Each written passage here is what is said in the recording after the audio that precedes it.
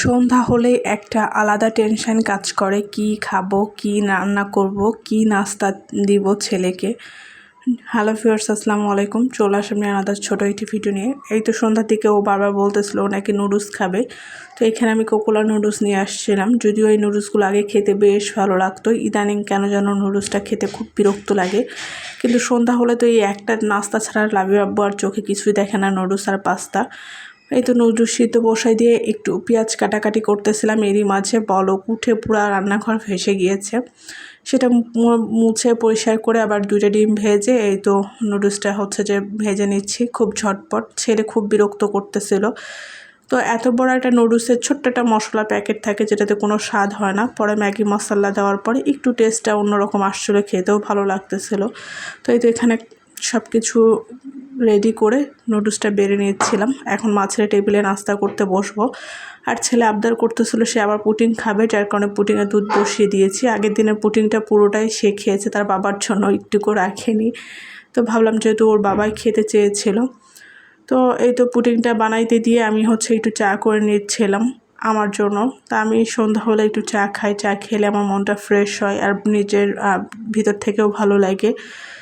যাই হোক, পুডিংটা হয়ে গেছে, এখন রিফিল করার জন্য হচ্ছে যে মানে ডাইনিং রুমে আসছে। আসার পর দেখি ছেলে নাস্তা করতে বসে পানি ফেলে ম্যাটগুলো মাখিয়ে কী করছে, আর এদিকে আমি চাটাও খেয়ে নিচ্ছিলাম। আর ডাইনিং রুমটা বসে বসে দেখতেছিলাম, যদিও এটা একটা রুম আমি ডাইনিং রুম হিসেবে ব্যবহার করি। এদিকে এক রুমের বাসা খুব কম পাওয়া যায়, দেখা যাচ্ছে যে 2টা করে রুম থাকে, না হলে সিঙ্গেল রুম, রান্নাঘর, বাথরুম। তো আমি এটা ডাইনিং রুম 2 রুমের বাসায় উঠে ডাইনিং হিসেবে এই রুমটা ব্যবহার করি। যাই হোক, রুমটা আজকে একটু এলোমেলো করার পর অনেক বড় লাগতেছিল, নিজের কাছে দেখতে ভালো লাগতেছিল। তো রুমটা দেখতে দেখতে আর এইদিকে পুডিংটা হয়ে গিয়েছে, রিফিল করে নিলাম। আর আজকের পুডিংটা খুব তুলতুলে এবং প্রচুর নরম হয়েছিল, খেতেও স্বাদের দিক থেকে বেশ হয়েছিল। তবে তুলনামূলকভাবে আগের থেকে টেস্ট একটু কম, যেহেতু আমি এখন প্রচুর হিসাবই হয়েছে। আগে যেহেতু চা খাইতাম না, দেখা যাচ্ছে যে পুডিংয়ের জন্য যে দুধটুকু আনতাম পুরোটাই পুডিংয়ে দিয়ে ফেলতাম, গুঁড়ো দুধ।